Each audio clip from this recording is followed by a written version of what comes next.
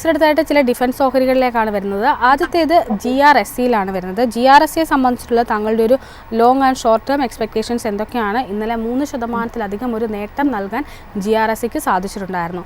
Garden rich ship ബിൽഡേഴ്സിലുള്ള താങ്കളുടെ ഒരു view എന്താണ്?